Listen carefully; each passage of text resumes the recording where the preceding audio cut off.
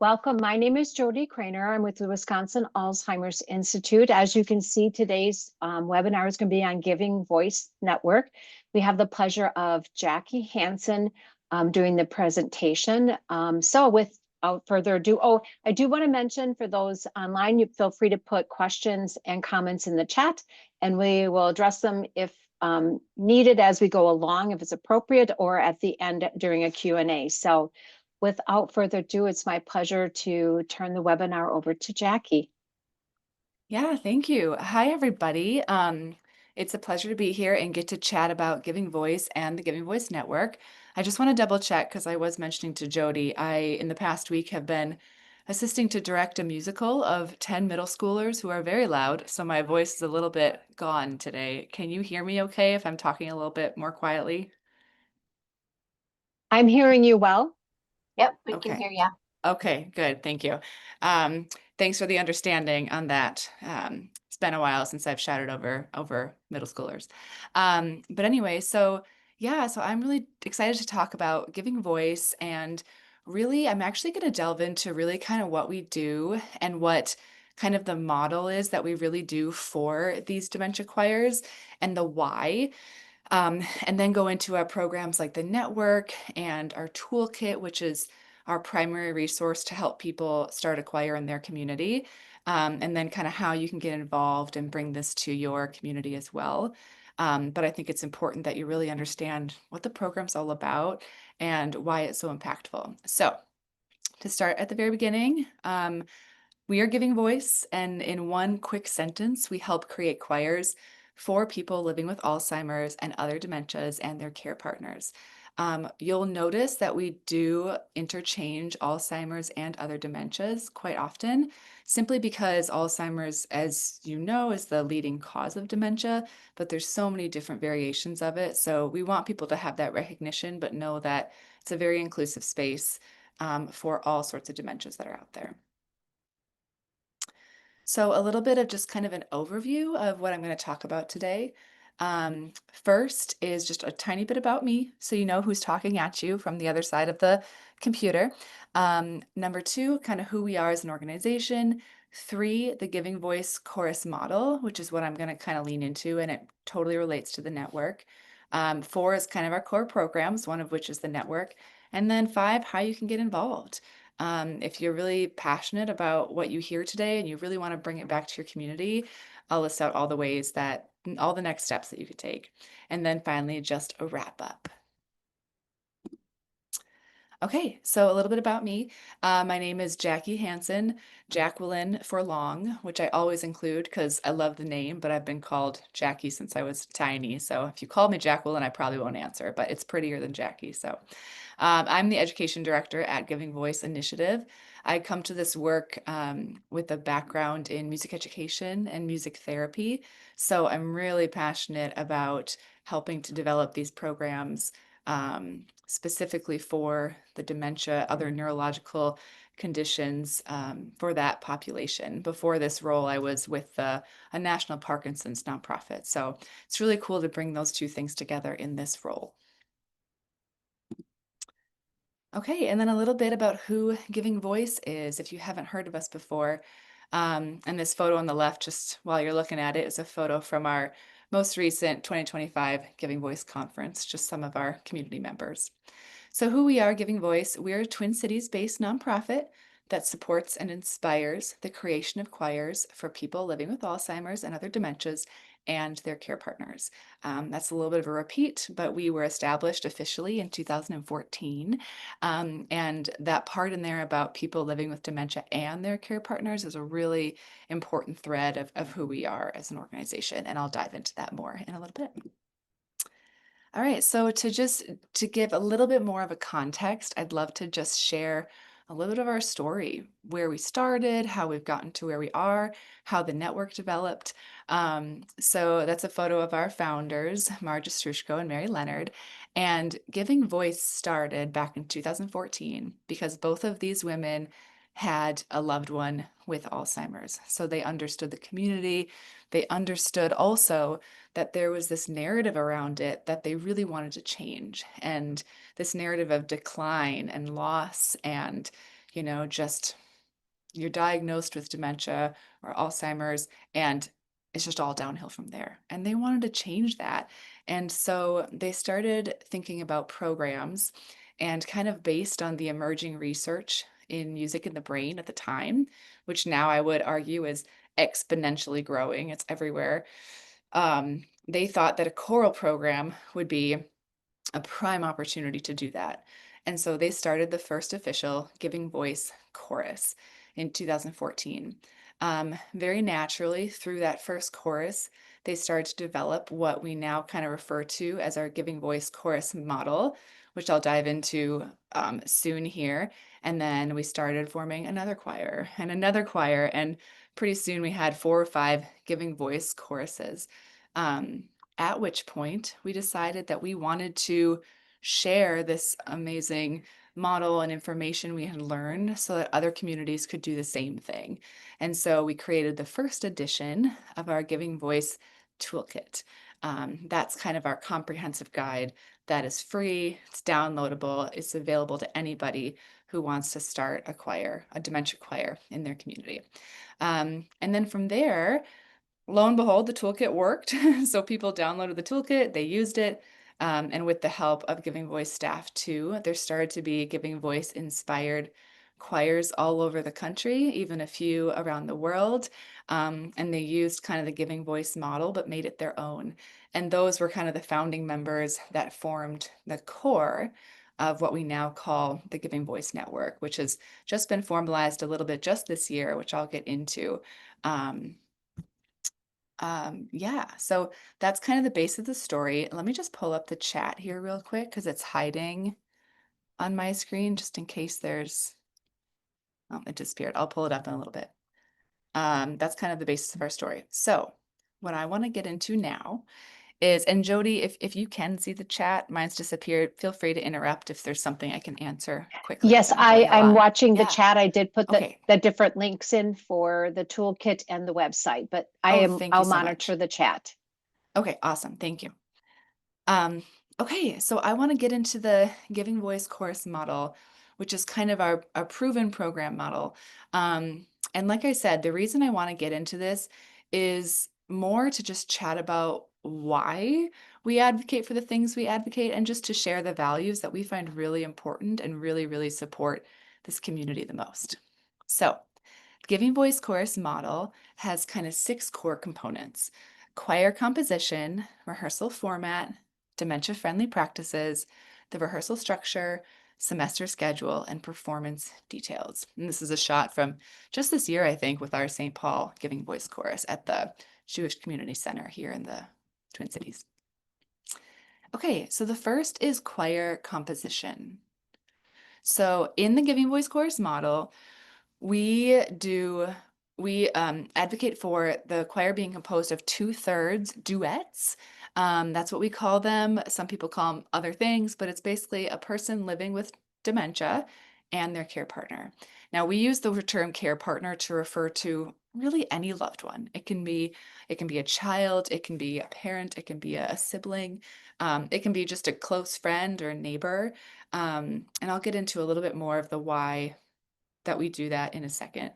And then the other third is volunteer singers. The reason for this is because, well, to jump back to the first one with the duets, we have people sign up together because, like I mentioned at the beginning, a core component of our identity is supporting singers living with dementia and their care partners, because so often programming for the care partner is kind of left out. And this program isn't a drop-off program. It's a community choir. It's meant for both of those people, and there's just so many benefits for both. It helps them connect with each other. It helps them just kind of experience joy in a safe, supportive environment where they can be themselves, where they know that there's going to be other people who can relate, and they're both working towards a common goal, which if you've ever worked in a group towards a common goal, you know the power that that can have on self-esteem and value. And the example I was thinking of earlier today was, I don't know if any of you experienced this, but have you ever thought about the difference between relaxing and rejuvenation, right? Like you get home from the end of a long work day and you're like, I just want to relax in front of the TV. but actually maybe what you really need in that moment is rejuvenation, like drawing or something that gives you life versus something that just kind of brings you down. And so we really think of this program as a rejuvenating opportunity for this community. Okay, so back to those volunteer singers. So the volunteer singers serve a couple different purposes. First, they help to round out just the vocal sound. We really encourage people of all musical abilities the value, like to join these choirs and try to convince them of the value. It's not just for people who've sang before, it's not just for musicians. And so even if we have a singer that joins and they identify as tone deaf or that they've only ever sang in the shower, we want them to feel comfortable. And having volunteer singers helps to just kind of camouflage people just enough where they feel like they can be themselves, whether or not they're the best singer in the room or they can't carry a pitch. We really don't care. Um, Volunteers can also sit with a singer living with dementia or somebody else who just needs some extra support. This allows the care partner, down to that third bullet, to sit in their own section if they want, and engage in something that we like to refer to, though it's not a technical term, as engaged respite, where that care partner can have that choral experience and everything that they can gather from it, but they can trust that their loved one who needs a little extra support is taken care of. All right, rehearsal format.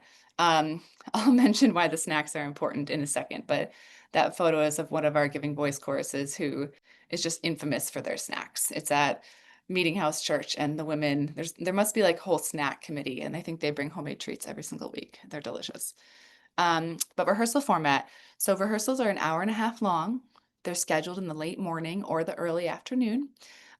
This is what we've found to work best, and based on just the research, it allows the singers to have that morning time where they're kind of waking up, they're kind of getting back adjusted to their surroundings, but it's before that afternoon slog that we all hit as humans, and it also avoids sundowning syndrome.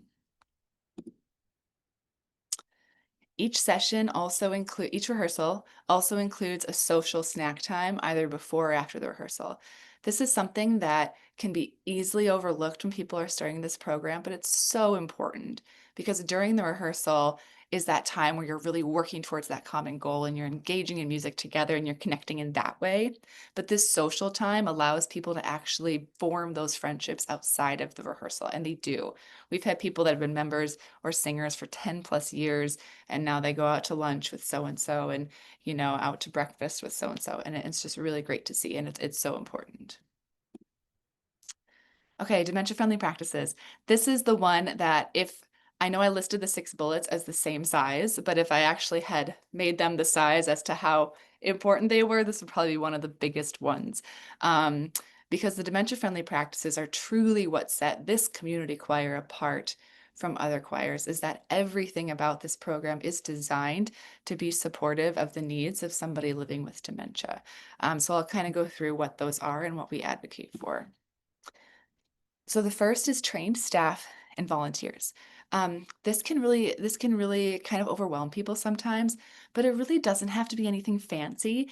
There's so many resources online. We really promote using Dementia Friends. They have fantastic training online.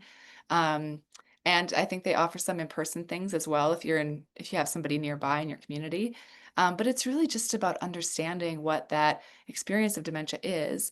And I imagine many, even on the call, with knowing who's on here, you provide that training yourself for whoever's doing this program. It's just understanding what that experience is, for both people living with dementia and care partners, and then just how you can support that, how you communicate, and also making people realize that, in this choral space, you can contribute, or the singer that you're helping can contribute as much to you as you can contribute to them. But that's one of the components, is making sure people do have that training. The second is creating a dementia-friendly environment. This is one of those that sometimes you just have to start wherever you start. For example, we have a network choir that just started in an art gallery in Oklahoma. We have others that are in churches, others that are in community centers, art schools, senior centers, all of the things. But as these programs grow, there's a lot of ways you can make a dementia-friendly environment. Things like that, which you probably already, again, I'm preaching to the choir here, but things like having walkways and having space in between chairs for limited mobility, things like um, how are the roads getting to that destination? What is the traffic like at the time of the day? Having microphones available so the director can be heard, since our hearing just tends to kind of slowly disappear as time goes on. And we'll talk more about actual materials too in a second. But there's a lot of different ways to make your your environment dementia friendly. Carefully selected music. So this is something that when it comes to music in the brain, the research has really showed that the music that's most stays the longest, which is kind of the whole power of this program, is that music and emotions are one of the last things to go in the brain with memory loss. And it shows that the music that's the most familiar is music from when you were about 17 to 25 or so. That is, of course, not everything. It's also just music that's really well known. So maybe you have a song that your parents sang to you over and over again. Maybe it's the pomp and circumstance, from your graduation. There's maybe it's the national anthem, right? There's so many songs that are just so well known to us. That happen throughout our life, but also those ones that really kind of made a mark in that like 18 to 25 range. So thinking about that when selecting music. Also, if you're using choral music, we try to be really aware, especially in the last kind of few years, about recognizing that a choir, though it might be traditional in like the European tradition to use choral music, a choir is truly just a group of singers singing together. And people might embrace that a lot of different ways. So they might just use lyric sheets. They might learn by rote. They might improvise. We have an amazing choir in our network called the Community Hmong Choir. And they have a Hmong name, but I do not know how to pronounce it, so I will not try. Um, but anyway, it's much more like culturally appropriate to do improvisation when they sing. So this bullet's particularly for if you're using choral music. So we adapt the choral music to be very dementia friendly. Things like having less clutter on the page for better processing of that visual stimulation. Things like we use letters instead of numbers, instead of measure numbers at the beginning of phrases, because that helps singers navigate more independently as well. I'm happy to dive into more of that as we go on, but a lot of different things that we shift. Oh, another important one is that I love and that you wouldn't necessarily think of is removing repeat signs, removing codas. So we adapt the music so that it reads front to back like a book. So all you have to do is turn left to right, left to right. And of course, that's why the volunteers are there too, to support navigating the music. But again, we want this to be as empowering of an environment as possible. And when people come to this choir, it's not about who has dementia, who's a care partner, who's a volunteer. It's truly just you're in a choir and you're a singer and you're contributing and making something beautiful together. And then the next one is clearly formatted music binders, because we're not just practicing one song, there's multiple songs. And so we advocate for like a 3-ring binder. There's a little bit of a clip in a video later I'll show you, but um, and at the front you have a book with a highlighter, with a pencil, you have an index page, you have a contact sheet, and then every single song is divided by these numbered tabs so that when the director's teaching, they can say, go to song number 2, go to song number 4. And there's a few other components, but again, that just really helps to empower the singers to be able to find their way on their own as much as possible. Practice tracks. Practice tracks are huge.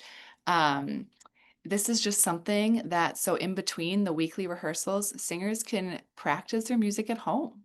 They might practice with their care partner, they might practice on their own, they might practice with friends, but this really supports the memory of the music and just again helping them to feel empowered, because as I'm sure many of you know, just because you have dementia doesn't mean you cannot learn new things. You can, and music, research has shown that music in particular increases neuroplasticity, which kind of increases the ability for the brain to form those new connections for areas that haven't been affected. So practice tracks are hugely impactful to keep that consistency. And then name tags and a consistent seating chart. This is just one of those friendly practices so that if somebody forgets someone's name that they learned last week and they know they heard it, but they don't remember it, they just know that, oh, there's Mary, or the director every single time will say, I'm David, every single rehearsal, just to support that. And that consistent seating chart, again, it just creates that consistency, that predictability, which is really supportive for people living with dementia. Same thing with consistency, a consistent rehearsal structure, which is what we're about to get into now. So we do the same thing every single rehearsal, the same order of operations, for lack of a better way to say that. And a lot of our network choirs do the same, um, though everyone changes it up just a little bit for themselves. So we start with just a welcome and sometimes an opening song. We tend to do the same closing song every day or every week, but some choirs will do the same opening song and the same closing song. Then we'll do a vocal, and I should have put body warm-ups too, because a huge part of using music to impact the brain is really priming the brain and doing things like mixing movement with vocals, with cross body movement. It is so impactful and it really primes that brain for learning. Music rehearsals, this is just the part where we're practicing the music, nothing specific there, just practice, however it works best. And then we split it up with a social engagement activity. These little breaks allow just rest because it can be really tiring and fatiguing to be engaged that long and to also be using the voice for that long. Not to mention that one of the symptoms of dementia, as I'm sure you know, is just sometimes that difficulty with understanding time and lengths of time. Sometimes time can seem like it's going on forever. So this just breaks up the monotony a little bit. And it also is an opportunity for singers to share their stories. So we've had people play the flute. We've had people just share a favorite musical moment. We learned one of our singers whose husband proposed to her at 16 using the song that we were singing that semester. That was pretty amazing. And like, I can't believe they don't have a movie about them yet. So this just kind of breaks that up, and people do it all sorts of different ways.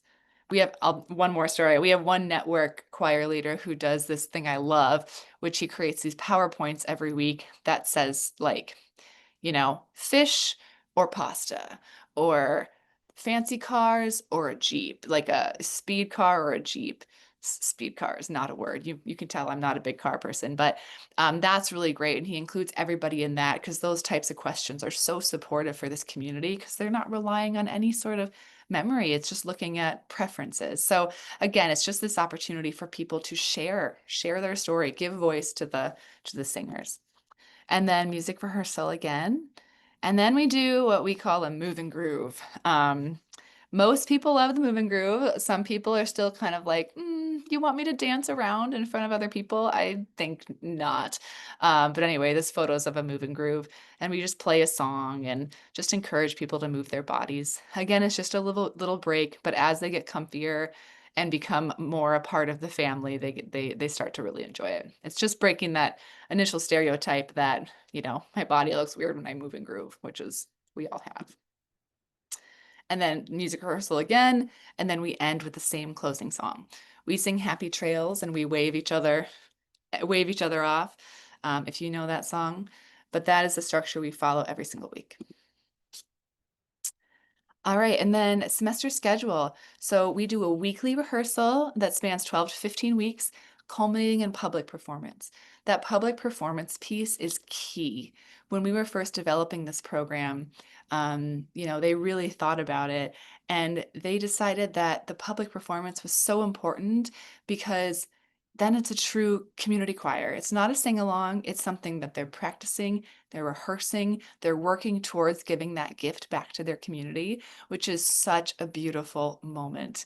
I remember a story of somebody who said, I think it was a recording on a video, and they said something like, oh, it was so cool because we were on stage, and for the first time, our grandkids were in the audience, and they were listening to us versus us listening to them. So it just gives me chills thinking about it. But yeah. The semester also always ends with a feedback session. So we just call it like, It's the same week, it's the same time of the week and same day as a typical rehearsal. But this really tells the choir that this whole program isn't just for the performance. Um, it's a process where in every single rehearsal, that rehearsal experience is the most important part. Yes, we're working towards performance, but it's really more about that experience of doing it together.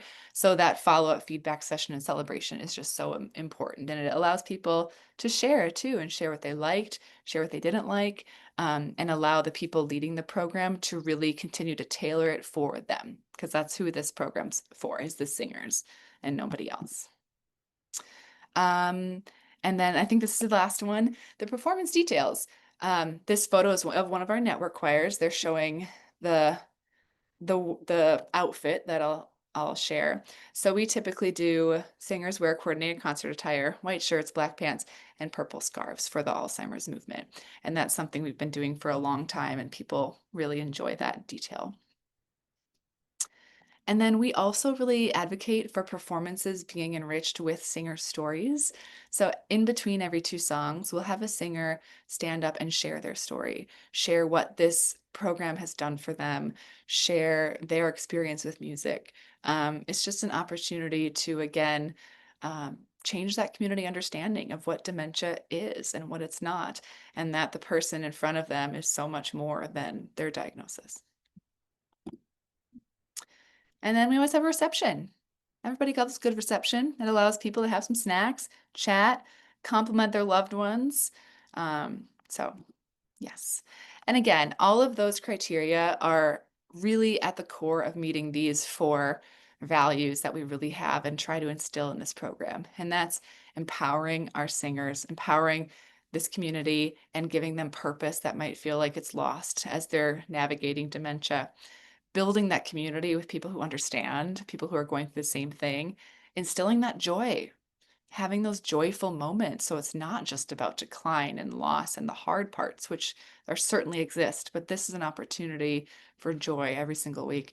And then redefining the stigma to themselves, to the community at large, that just because you're living with a dementia diagnosis, it doesn't mean that there can't be joy. It doesn't mean that there can't be hope. It doesn't mean that there can't be purpose in learning something new. Okay, so I want to play a little video. Thank you for listening to me talk for so long. These are just some of our singers. That opportunity to connect.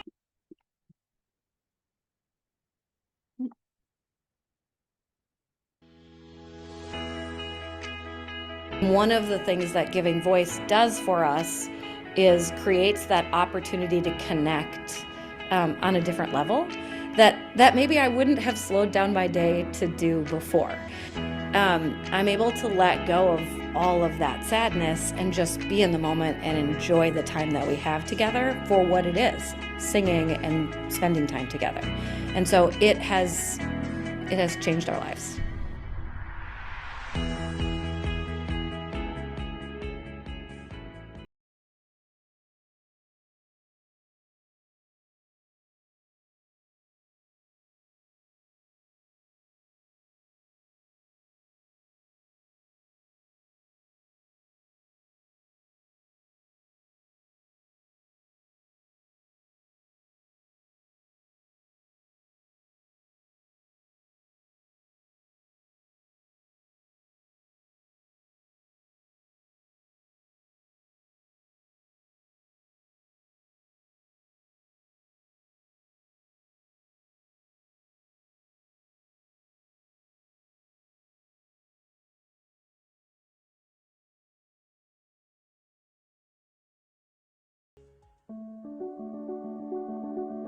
I can remember a lot through music that I can't remember without music.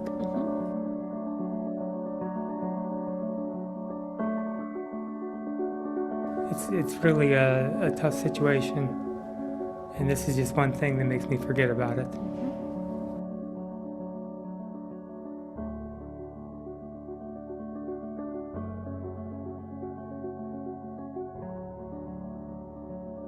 I just learned that my dad shared with his psychologist about how this experience was bringing him hope.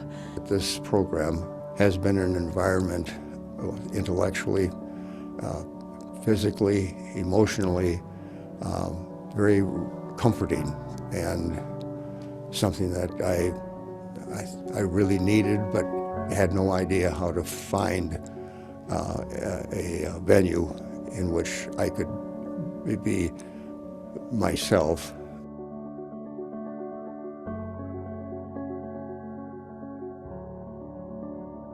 You're on this little boat and there's clouds all around you and you feel you're alone. But then the clouds lift and there's all these other little dinghies around you and you know you're not alone. And so just trying to express that to people just is the meaning of the value of people and community in any journey of life. But in this journey, in particular, it's very, very meaningful.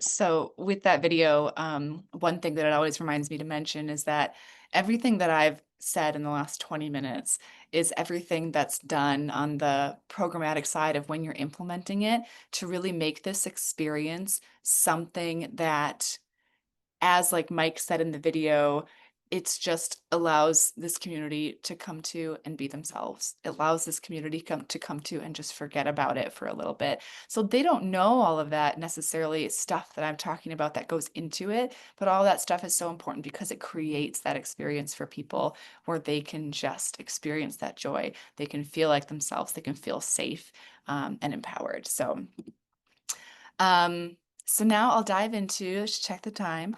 I'll dive into our core programs a little bit, which I know I've alluded to a touch, but now we'll get into them.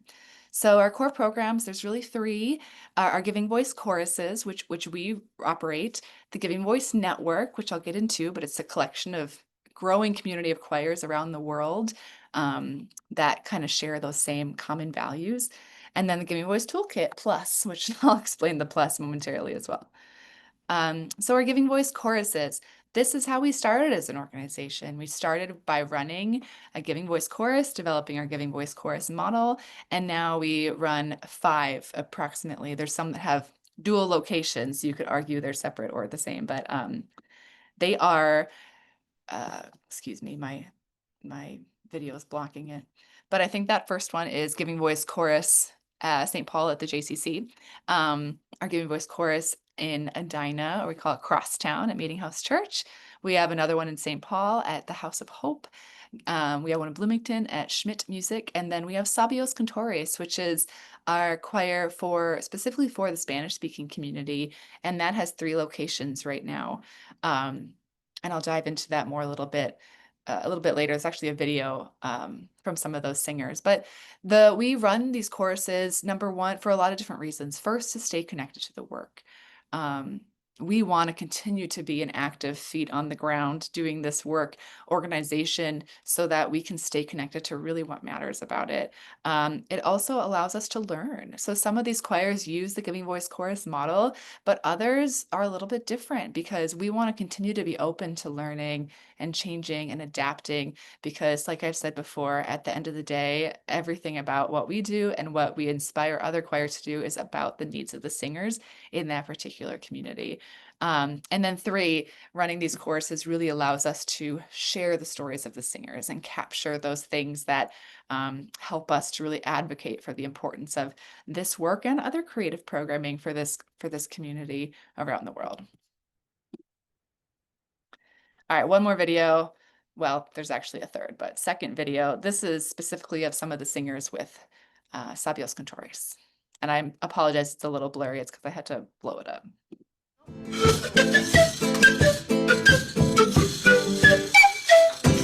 Mi nombre es Blanca, soy de Ecuador. Vengo al grupo de la música porque me gusta cantar. No tengo una excelente voz, pero ahí lo canto porque me encanta la música, me gusta mucho.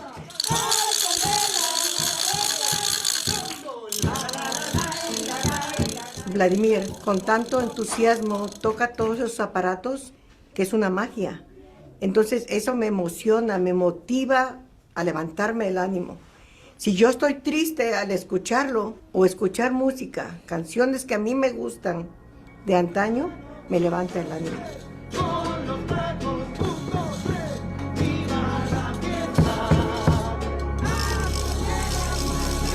Music liberates the soul. That's what music does. It makes you feel big, like a mountain.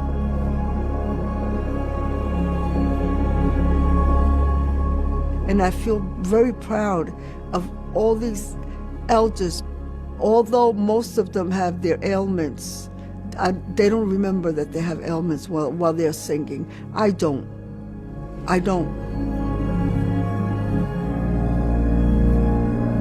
Singing heals and frees your soul. That's what singing does.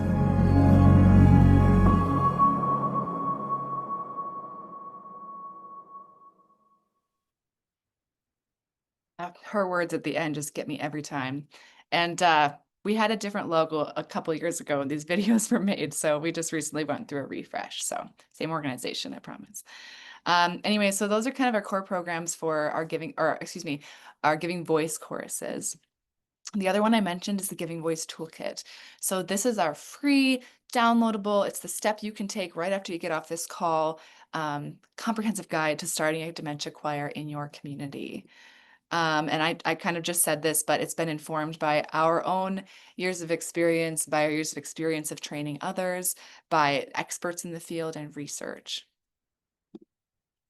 And recently, within about the last year and a half, we actually launched a second edition because we really wanted to focus on making sure that we were able to share our Giving Voice chorus model while still really promoting that you should and can adapt this program to meet the needs of your community. Because again, it's about the singers and, people might need to bring something different to it to meet their needs the best. But the second edition follows what we call the roadmap.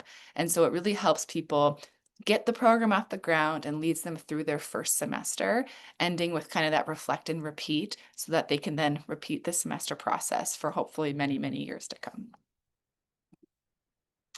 The plus. I included a plus in there because the toolkit's kind of been our gold standard for the training that we have available, but this is something we're really focusing on this year and in the next few years is really expanding the training we're able to offer so that it's an even more supportive program. So, right now we're doing something called the Rural Initiative, where we're really trying to seek out what kind of support the rural community in particular needs. We're considering things like mentorship programs, in-person live trainings, that kind of thing. And we're just really continuing to explore that. And then the Giving Voice Network. So this is the growing community of choirs around the world that have been inspired and supported by Giving Voice, and they're united by shared values and practices. One thing I want to mention before I think going to the next slide is that the network originally was really just any choir that had been inspired by Giving Voice. In the past year or two, we've really identified kind of what we feel from the Giving Voice chorus model are those core values and practices that we are just so passionate about and we feel like are so supportive and can really grow this movement together. So those shared values and practices are something we've just started to make a little bit more known. So I'll go through those. So thinking back to the Giving Voice chorus model, these are those core components that we think are so important to the work, but then the rest of it, do whatever works best for you. So the singers, this is the focusing on people living with dementia and their care partners component. That's the big thing. We want to support the whole community. The second is dementia friendly. So it's creating programs that are specifically designed so the whole experience is supportive of the needs of somebody living with dementia. The third is putting joy at the forefront. Joy should be the first thing above all else. It's not about being perfect. We say there's no wrong in this room. So we will push our singers. We will try to make their artistic quality or artistic product excellent. But at the end of the day, the joy comes first. So that's super important. Community performances, I mentioned that already, but that's a huge part of starting to change that narrative of dementia to the broader community, showing people that people living with dementia have a gift to give. They have value to still contribute and they belong in the community. empowerment. This is us really wanting to make sure that our singers feel empowered, that they have a sense of purpose, that they have a sense of value, and that it's not just all about the decline and loss. And then the last one is just that passion about continuing to change the narrative to that there can still be hope and there can still be joy with a dementia diagnosis. And then this is kind of like goals of the network. So this is how we really hope that the network supports the people in it. It offers that connection and collaboration with a bunch of amazing people doing this work together across the globe. It's being part of growing a movement. So it's helping to spread the awareness of the impact of this work, of how it's happening, and that if people want to start a choir, there are the resources to do it. We have the resources to support them. And the third is that visibility and storytelling. So we love sharing the stories of our network choirs and the Giving Voice choruses, because again, it just really helps us to advocate for the importance of this work. These are just a couple little fun stats. This map is on our website and it's actually interactive, so you can scroll in and out. But we have 60 Giving Voice Network choirs across the US alone. We have an additional 5 outside of the US, so about 65 choirs globally in total. And this is roughly adds up to about 2,000 singers around the world that are benefiting from this work. And that's assuming only 30 people in a choir. Some choirs have 70 people, some choirs have 20 people. They really, really vary. Yes. Okay, and then one of the last videos, I just wanted to show a little tiny example of one of the network choirs. Just an example that every choir looks a little bit different. This is in Granite Falls, Minnesota, one of the early network choirs.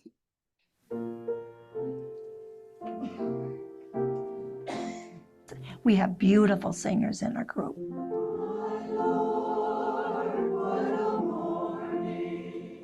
We have care receivers and caregivers, and it just balances everything perfectly. But you don't have to be an excellent singer to be in the group. When the stars begin to fall. A good warm-up song today. Let's do tab 4, Amazing Grace.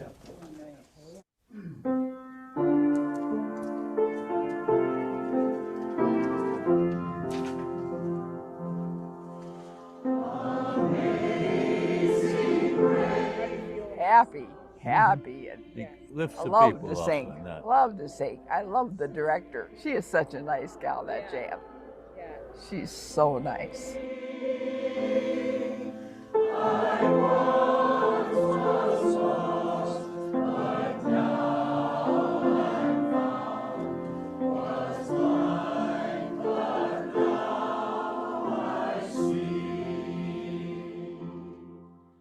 And I think the community sees this group, and is encouraged by it. Mm-hmm. Yeah. So you don't we all know have gray what hair or white. Or white. If we have hair. Yeah, if there's hair at all. Yeah.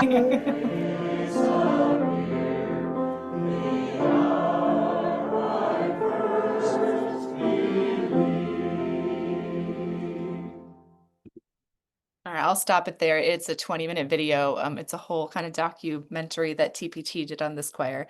I believe it's TPT, and it's a beautiful video. So I can send the link. I encourage you to watch the whole thing later. All right, so the last one, last little section is getting involved. So if this is something that you've heard about it and you think, oh my gosh, yes. This is how you can support in a myriad of ways to continue to grow this movement. So 3 kind of sections. We'll start with supporting a choir near you. Oops, excuse me. Sing with the choir. That's the first one. You can either, if you have a loved one or you yourself are living with a diagnosis, you can find a choir near you via our network page and sing with them. Or if you're interested in being a volunteer singer, it's a great way to join the movement. The second is volunteering for a choir. So again, if you look on our network page and you find that there's a choir near you, just reach out, ask how they can use some support. There's a million ways that people appreciate support, whether it's making cookies or sending an email once a week, or, just being an advocate for the work and speaking on their behalf. Support financially. That's always a wonderful option. Our program and everyone else's programs, many of them are nonprofits, and they rely on donations to really be the most impactful. So that's always a great option to offer support. And then just spread the word. Spread the word about things you've heard. Spread the word about the toolkit, about the network, about Giving Voice as a whole, just to help people realize that if they want to do this work in their community, there's the resources and the people to support them. The second one is start a choir. So if you have heard this and you want to start a choir in your community, you can be the champion of starting a choir in your community. That's what we call it. The champion is just the person that really gets it off the ground. It gets it going. And I'm the one to reach out to if you're wanting to do that and want extra support. I can absolutely walk you through that. The second is just download the toolkit. Just read it through, learn a little bit more, let it marinate a little bit. Like I said, that's free and online. And then the third is contribute to a choir in your community. We don't yet have a super systematic way to do this, but we are working on it. And it's just this idea that, let's say that you don't want to champion a choir. That's much too much work, but maybe you want to, like I said before, you want to bake bars for a choir if it got started in your community, or you want to take pictures if there was a choir in your community. Just reach out to me and let me know. I'm keeping a list of just people that want to be involved in some way in areas where there's not yet a choir. And then hopefully eventually, once there's enough people, we can get them connected and something can get going. And then the third is just supporting Giving Voice ourselves as a nonprofit.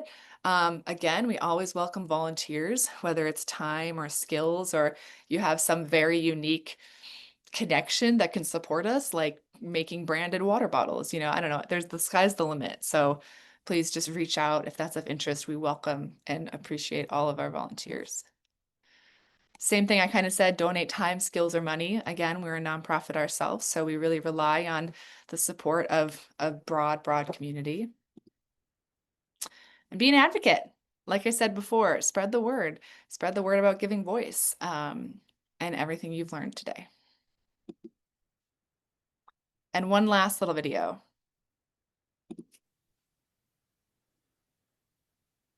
I'm here to tell you to jump in. It's not frightening. I'm telling you that everything about the journey will make your life more fruitful than you ever imagined. And when I see people in society say they just want to remember a person the way they were and isolate them, I think, you have no idea what you're missing. You're missing it all. With that, do you have any questions for us?